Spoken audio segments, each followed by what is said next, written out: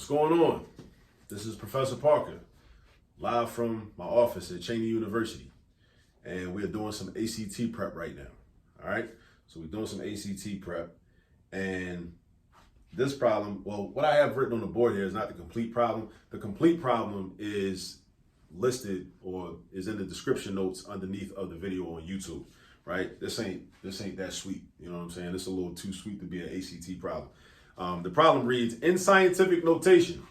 So this is a scientific notation problem. In scientific notation, 20,000 plus 3,400,000 equals blank, or equals what? All right, so we got to know scientific notation. We got to know how to convert numbers that are in standard form. 20,000, this is standard form. 3,400,000, this is standard form. We got to know how to convert the scientific notation. Now here's the question. Should I convert each of these numbers to scientific notation and then add them together? Or should I add them together in standard form and then convert that answer to scientific notation, or that sum? What should I do? I think I'm going to add these two numbers together first and then convert that sum to scientific notation. This is why. If I convert this to scientific notation and then I convert that to scientific notation and then I try to add them, I won't be able to add them. You know why? Because they'll be unlike terms. They'll be unlike terms. Because I can already tell that the exponent, that the 10, and this requires that you know a little bit about scientific notation, right? It requires that. The exponent that the 10 in this problem is going to have is not going to be the same as the exponent that the 10 in that problem is going to have.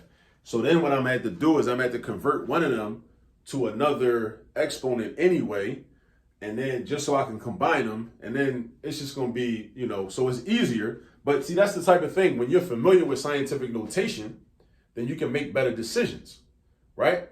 Because if I wasn't as familiar with scientific notation, I might have made the mistake of, converting first and then trying to add the numbers in scientific notation format. And then I would have ran into a problem. And I would have had to do more work. Whereas if I just add these two together, combine them, right? 20,000 plus 3,400,000, right, is 3,420,000, right? Now I got one number I'm dealing with. I'm dealing with one number. I'm going to put one number into scientific notation, as opposed to putting two different numbers into scientific notation and then trying to add those and having to worry about whether those numbers are like terms. Like terms meaning that they have the same exponent, that the tens, because in scientific notation, you got a number, which we call a factor, times 10 to a power. If the powers aren't the same, you can't add those numbers together. You got to convert to make the powers be the same. The powers got to be the same first, right? But that's more work. So this way it's more efficient. I do less work. I get to the answer quicker. And remember, this is ACT prep. I'm spending more time than you should be spending on the actual test to go over these.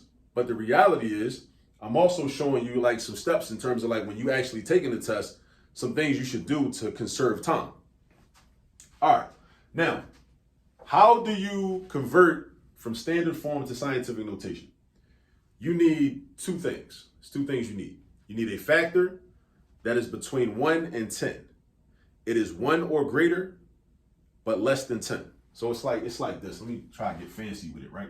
So it's like 1 is greater than or equal to x, but less than 10. So x will be the factor, right? So the factor could be 1. It could be 1.0. It can't be less than 1.0, right? It could be 9.999999999, but it can't be 10. It can get very close to 10, but it can't be 10. All right? Now, we want to convert this number into a number that is between 1 and 10, which could also equal 1, but not equal 10. How do we do that? The way I do it is by moving the decimal point. Some schools of thought might say, don't move the decimal point, move the digits. I don't like doing that though. Not with scientific notation. First you say, well, where is the decimal point in 3,420,000? I don't see no decimal point written. You're right, it's not written.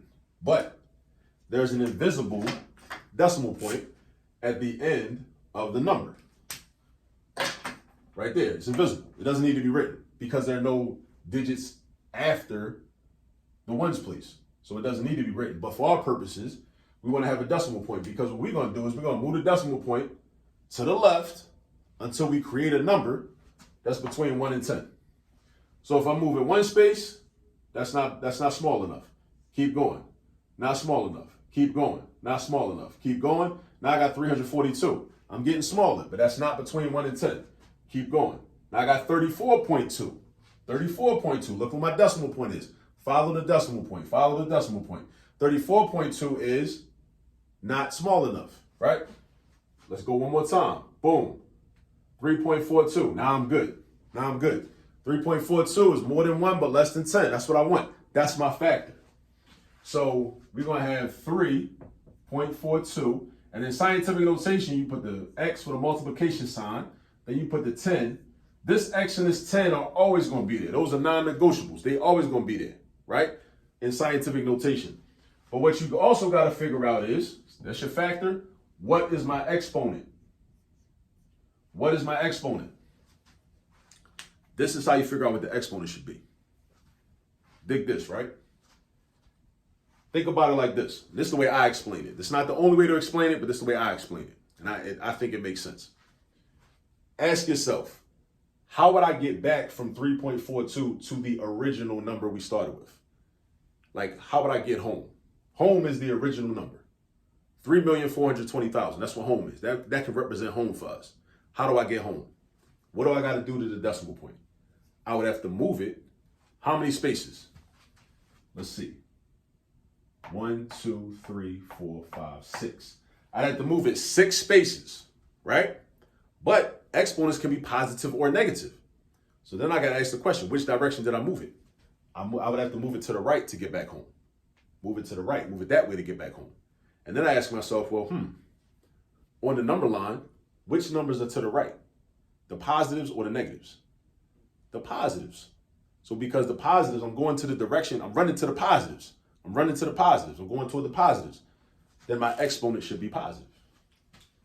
So I should have 3.42 times 10 to the 6th power. That's the answer in scientific notation. Now, if in order to get home, I had to move the decimal point to the left, and let's say it was 6 spaces also, this would be 10 to the negative 6th power. The negative 6th power. That's what that would be.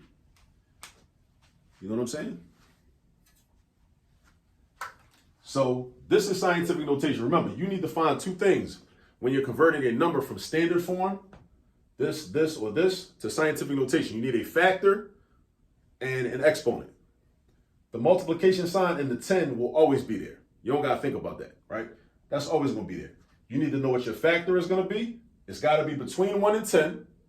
It can't be 10. It can't be equal to 10. It's got to be less than 10. It could be equal to 1, but it's got to be also either equal to 1 or more than 1, but less than 10, right?